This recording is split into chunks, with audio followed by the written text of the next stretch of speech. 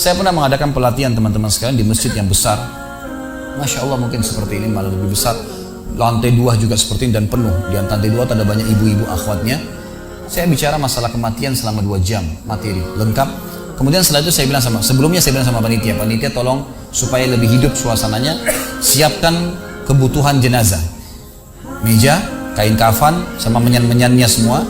Kemudian di sebelah masjid buatin liang lahat. Baik Ustaz, dibuatlah. Selesai saya ceramah 2 jam, saya bilang, Bapak Ibu sekalian, saya mau ajak Anda 5 menit coba menjadi jenazah. Ada yang mau? Sempat ada yang angkat tangan depan saya. Kebetulan teman kita ini, saudara kita tukang batu. Adiknya dia kembar anak SMA, sering ikut pengajian saya gitu. Dia hadir juga. Dia bilang, saya Ustaz. Baik, silahkan. Pak, saya minta tolong satu hal ya. Kalau Bapak naik nanti di atas meja ini, dibungkus dengan kain kafan oleh panitia, tutup mata Anda dan bayangkan Anda sudah mati dan dengarkan apa yang saya ucapkan. Baik Ustaz, baik. Saya juga bilang sama panitia di atas masjid waktu itu, ibu-ibu, silakan kalau ibu mau coba, panitia tolong bantu. Saya sudah pandu waktu sebelum pengajian. Ringkasnya adalah dia naik. Subhanallah, begitu dia naik, Bapak Ibu sekalian, orang ini naik di atas meja, begitu tutup matanya dan ditempelin kain kafan di pipinya. Ini kain kafan asli kita beli. Ditempel di pipinya, langsung dia nangis. Nangis dia, terisak-isak.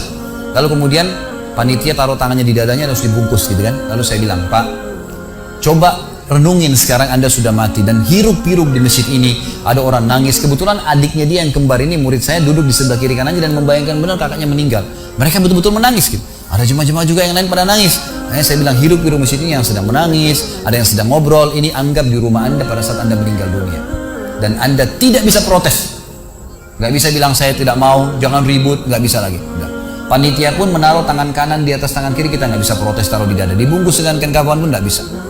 Baik, Pak, bayangkan semua peluang amal saleh yang semestinya Anda bisa kerjakan, sholat malam, sedekah bakti dengan orang tua, baca Quran, sholat berjamaah, yang Anda sia-siakan dan Anda menyesal kenapa tidak kerjakan sekarang.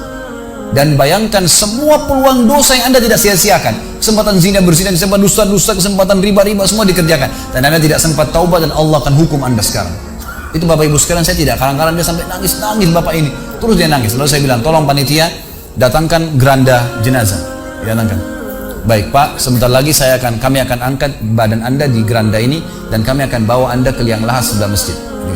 Diangkatlah dia. Saya bilang, Pak, renungin, resapi tubuh Anda kesentuh dengan geranda ini.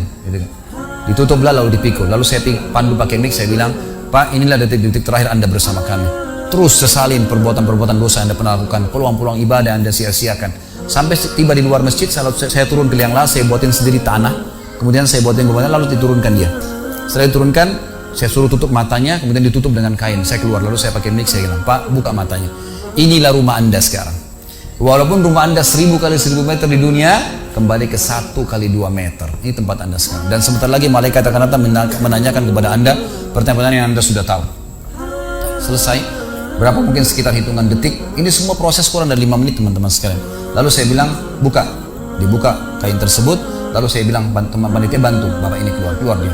Waktu dia keluar dari kuburan yang lahat itu teman-teman, sempoyongan, kayak orang yang sudah pusing itu keluar. Kemudian saya bawa ke masjid, saya pegang tangannya masuk ke masjid, duduk. Lalu saya kasih mic, Pak, tolong ceritakan pengalamannya kepada jemaah jadi jenazah 5 menit. Itu dia pegang mic, gemetaran, Ustaz, saya tobat, saya durhaka sama orang tua, saya nggak sholat, saya begini. Ini dia lupain, ada ribuan jemaah depannya nih, dia nangis-nangis, sebutin semua kesalahannya. Semua pada banyak ikut nangis. Dia kayak orang ketakutan betul, gitu kan? Baik, selesai.